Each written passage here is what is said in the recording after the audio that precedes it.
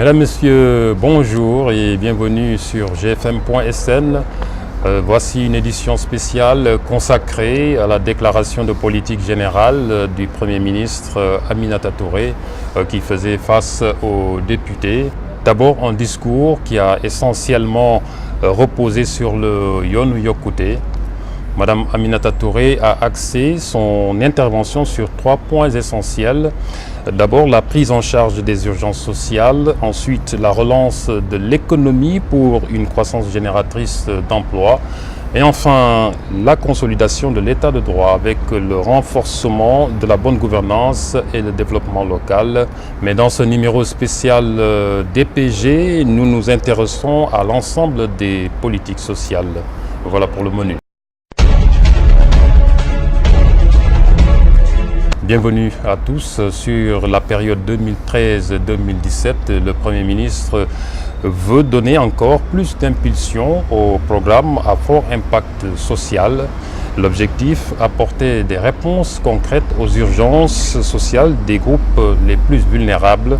Aujourd'hui, au moins 8 régions sur 14 que compte le pays ont une incidence de pauvreté jugée très forte de plus de 60%.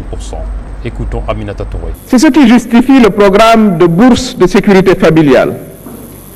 Expérience unique en Afrique de l'Ouest.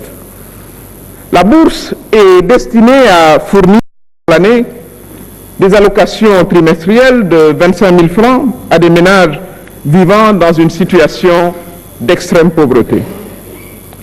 Cette allocation favorisera l'inscription et le maintien des enfants à l'école, favorisera également l'assurance de leur prise en charge vaccinale et leur enregistrement à l'état civil.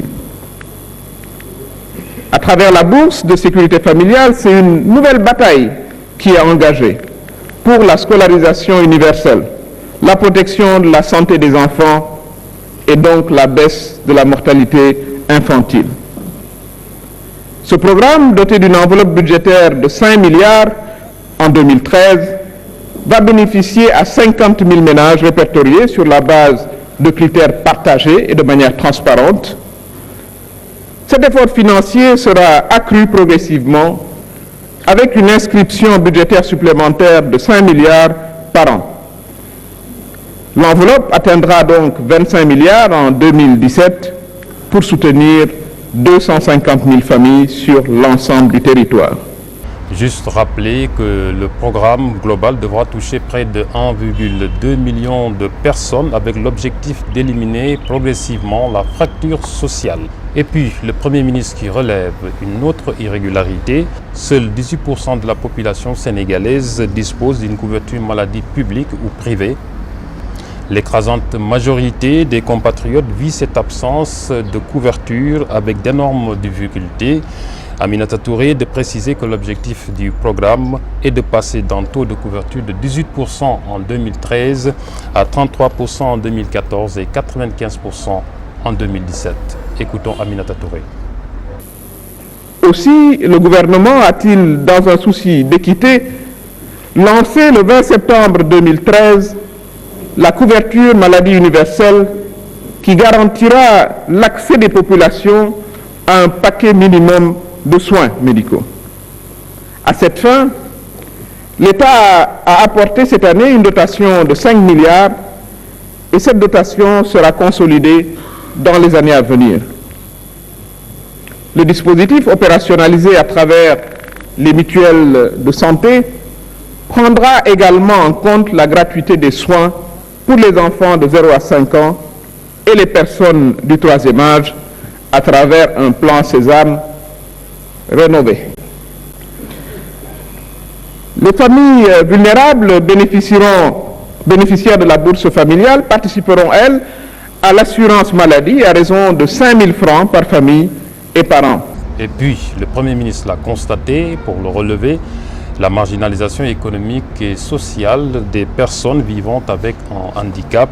Aminata Touré veut aller en croisade contre les injustices subies de cette frange de la société. Le gouvernement lance ainsi la carte d'égalité des chances pour leur prise en charge. Cette carte leur permet l'accès à des services spécifiques dont les soins médicaux dans les structures de santé publique. La carte sera opérationnelle dès 2014 et elle touchera 30 000 bénéficiaires durant ces premières années, avec l'objectif d'atteindre 50 000 personnes en 2017.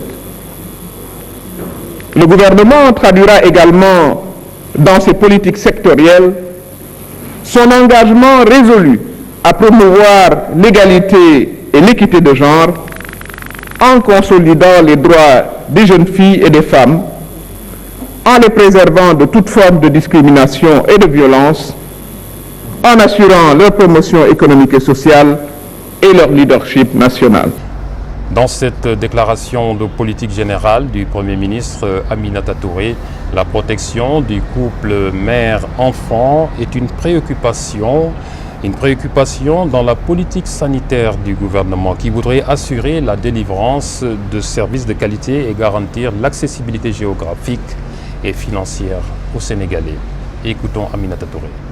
À cet effet, l'offre de santé sera consolidée avec la réalisation d'ici 2017 d'au moins 11 nouveaux centres de santé et 40 postes de santé au profit des zones les plus défavorisées. En outre, les hôpitaux de Fatick et Matam seront progressivement mis en service d'ici fin 2013, tandis que ceux de Ziguinchor et d'Al Diam seront fonctionnels dès l'année prochaine. Le maillage du territoire en infrastructures sanitaires sera accompagné du renforcement des ressources humaines et des plateaux techniques avec l'extension des plateformes de dialyse, des blocs opératoires et des scanners dans les régions.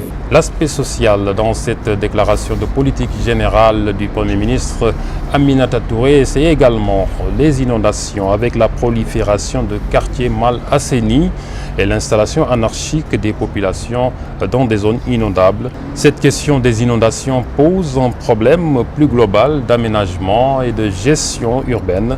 C'est pourquoi le gouvernement entend renforcer les programmes d'habitat sociaux pour faciliter l'accès à la propriété aux personnes à faible revenu. Aminata Touré.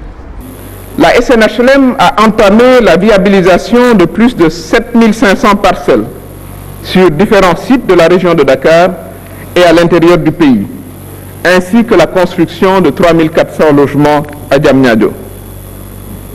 Quant à la caisse de dépôt et consignation, elle développera un programme de 5000 logements sociaux à Bambilor d'ici 2017. Ces offres se développeront à côté d'autres initiatives de plusieurs promoteurs privés que l'État et la Banque de l'Habitat du Sénégal accompagneront. Parallèlement, le gouvernement accélérera la viabilisation des zones d'aménagement concertées dans toutes les régions du pays. Nos compatriotes de la diaspora, dont l'ambition première est d'accéder à la propriété immobilière, bénéficieront de quotas dans ces programmes. Monsieur le Président, dans l'immédiat, le gouvernement prendra des mesures qui iront dans le sens de la baisse des loyers, notamment dans la région de Dakar, où les loyers sont parmi les plus chers d'Afrique et parfois même du monde. À cet effet, le gouvernement utilisera toutes les ressources qu'offrent les textes en la matière, notamment le texte relatif à la surface corrigée. Ainsi, les mesures qui seront proposées par le comité qui a été mis en place seront effectives dans les prochaines semaines, ce qui évidemment soulagera bien des ménages. Dernière mesure sociale annoncée dans cette déclaration de politique générale du Premier ministre, le pouvoir d'achat des ménages. Le Premier ministre de rappeler d'abord ce qui a été déjà fait, notamment la revalorisation des pensions de retraite de 10% en 2012 et la baisse de l'impôt sur les revenus des travailleurs depuis le début de l'année 2013. Une mesure à coût de milliards. Cette nouvelle mesure représente 44 milliards qui devaient aller dans les finances publiques et qui en lieu et place est allé directement dans les ménages concernés. Par ailleurs, Des baisses appréciables ont été également réalisées sur les prix des denrées de première nécessité depuis avril 2012. Tout au moins, nous avons essayé de maintenir les prix à leur niveau. Et pour ce faire, le gouvernement a décidé depuis le mai 2013 d'homologuer les prix du riz brisé, du sucre cristallisé, de fruits et de la farine, en concertation avec les opérateurs économiques dont je voudrais saluer ici l'esprit d'ouverture. Il nous faut accepter que la véritable bataille pour le pouvoir d'achat, c'est d'une part d'augmenter les revenus des ménages et d'autre part de produire encore plus ce que nous consommons et de consommer davantage ce que nous produisons. C'est la fin de ce spécial DPG consacré à l'aspect social de la déclaration de politique générale du Premier ministre Aminata Touré. Aminata Touré qui a aussi évoqué la relance de l'économie pour une croissance génératrice d'emplois. Ce sera le thème de notre prochain numéro. Merci de nous avoir suivis.